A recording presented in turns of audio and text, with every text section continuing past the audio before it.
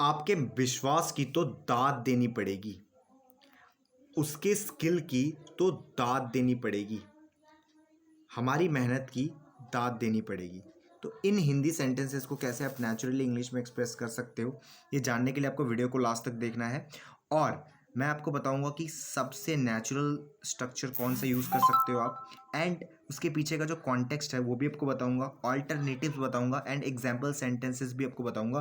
तो वीडियो को आपको लास्ट तक देखना है। और लास्ट में मैंने आपके लिए एक प्रैक्टिस ग्रुप बनाया है ताकि आप इजीली जो भी है कंटेंट आप देख रहे हो उसको उसकी प्रैक्टिस कर पाओ, राइट? क्योंकि बिना प्रैक्टिस से इंग्लिश नहीं आती, राइट? सो वीडियो को लास्ट तक ज़रूर देखना एंड सब्सक्राइब ज़रूर कर लेना अगर आपने अभी तक नहीं किया है। So let's get started with the video. So in Hindi sentences को एक्सप्रेस करने के लिए आप सिंपली इस स्ट्रक्चर का यूज़ कर सकते हो। You have got to admire या फिर अप्रिशिएट, उसके बाद कोई सा भी जिस चीज़ की अप्रिशिएट कर रहे हो उसके बाद वो दिखा देना आप, ठीक है? मतलब दाद देनी पड़ेगी। तो मैंने वहाँ पे थंबनेल पे यहाँ पे इधर दांत लिखा है, बट यहाँ पर दांत नहीं होता हिंदी में, उसको दाद कहते हैं। दाद है ना, दाद देनी पड़ेगी। दाद मतलब होता तारीफ, ठीक है? कोई दिक्कत नहीं। बट आप अब इसके पीछे का जो कॉन्टेक्स्ट है ना वो समझते हैं कि ये जब आप स्ट्रक्चर यूज़ कर रहे हो तो ये स्ट्रक्चर आप क्यों यूज़ कर रहे हो, है ना? उसके पीछे का क्या पर्पस है, ये स्ट्रक्चर क्या कहना चाहता है। तो when it is used, this structure is used when you strongly feel that someone's quality, effort या फिर बिहेवियर डिजर्व्स अप्रिशिएशन। ये फीलिंग है, इस फीलिंग को आपको समझना है, ना कि दाद देनी पड़ेगी इस हिंदी को।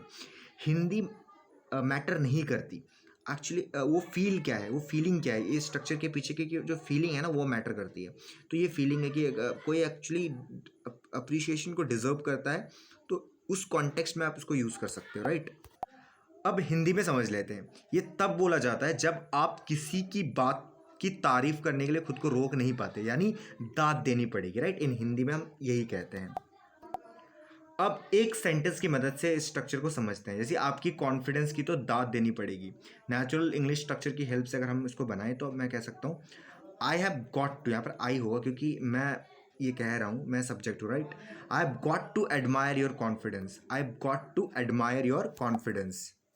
अब 5 नेचुरल ऑल्टरनेटिव्स देख लेते हैं विद कॉन्टेक्स्ट। आप सिंपली कह सकते हो I have got to give it to you, I have got to give it to you, your confidence is amazing. Very natural और नेटिव फ्रेज। आप सिंपली ऐसे भी कह सकते हो कि I have got to give it to you.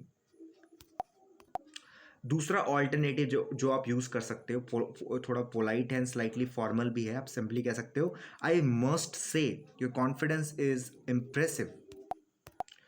तीसरा alternative है, आप सिंपली कह सकते हो you really deserve credit for your confidence, you really deserve credit for your confidence. So ये अप्रिशिएशन टोन है, आप ये भी यूज़ कर सकते हो। चौथा ऑल्टरनेटिव है, आप सिंपली कह सकते हो your confidence is truly admirable. Strong phrase है, आप कह सकते हो।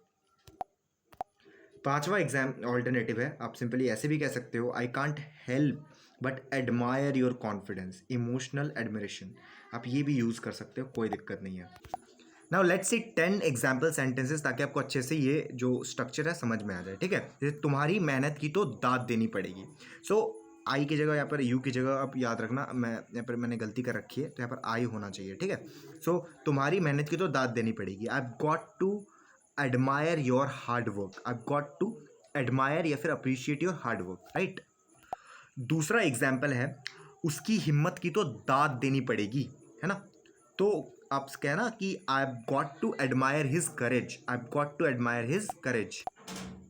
तीसरा एग्जाम्पल है तुम्हारे पेशेंस की तो दाद देनी पड़ेगी। सो आप कहना simply I have got to admire your patience, right? So आप अगर आप रिपीट नहीं कर रहे हो तो कोई फ़ायदा नहीं है, अब वीडियो मत देखो फिर, है ना? क्योंकि बिना कोई फ़ायदा नहीं है, फिर रिपीट करोगे तो ही प्रैक्टिस में आएगी। चौथा एग्जाम्पल है उसकी कंसिस्टेंसी की तो दाद देनी पड़ेगी। वो बहुत कंसिस्टेंट रहता है, हर चीज़ में कंसिस्टेंसी है। तो आप ऐसा फील करते हो कि वो डिज़र्व करता है वो अप्रिशिएशन, तो आप कह सकते हो कि I have got to admire his consistency. वो बहुत कंसिस्टेंट रहता है, so I have got to admire his consistency या फिर अप्रिशिएट हिज कंसिस्टेंसी। पांचवा एग्जाम्पल है तुम्हारी ऑनेस्टी की तो दाद देनी पड़ेगी। I have got to admire your honesty. उसकी डेडिकेशन की तो दाद देनी पड़ेगी। I have got to admire his dedication. सातवां एग्जाम्पल है तुम्हारे एटीट्यूड की तो दाद देनी पड़ेगी। क्या माइंडसेट है, क्या एटीट्यूड है। I have got to admire your attitude, I have got to admire your attitude.